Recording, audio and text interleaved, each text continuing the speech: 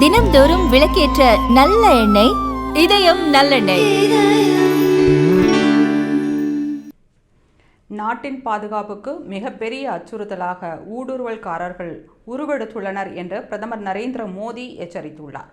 டெல்லியில் நடந்த பாஜகவின் நிகழ்ச்சியில் கலந்து கொண்டு பேசிய அவர், சர்வதேச அளவில் சக்தி வாய்ந்த நாடுகள் கூட தங்களின் எல்லைகளுக்குள் இருக்கும் ஊடுருவற்காரர்கள் குறித்து விசாரணை நடத்தி அவர்களுக்கு எதிராக நடவடிக்கை எடுத்து வருகின்றனர்.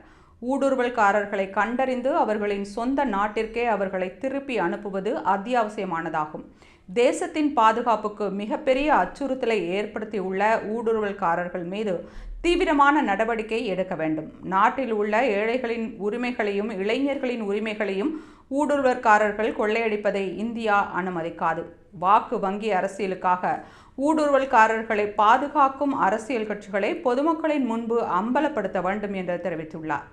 மேலும் சர்வதேச அளவில் செயல்படும் அர்பன் நக்சலிசம் இந்தியாவுக்கு மிகப்பெரிய சவாலாக இருந்து வருகிறது என்றும், மோடியையும் இந்திய அரசையும் குறித்து நல்ல விதத்தில் தொலைக்காட்சிகளிலும் செய்தித்தாள்களிலும் பேசும் தனிநபர்கள் அர்பன் நக்சல்களால் குறிவைக்கப்பட்டு தனிமைப்படுத்தப்படுகிறார்கள் என்றும் மோடி குற்றம் சாட்டியுள்ளார்.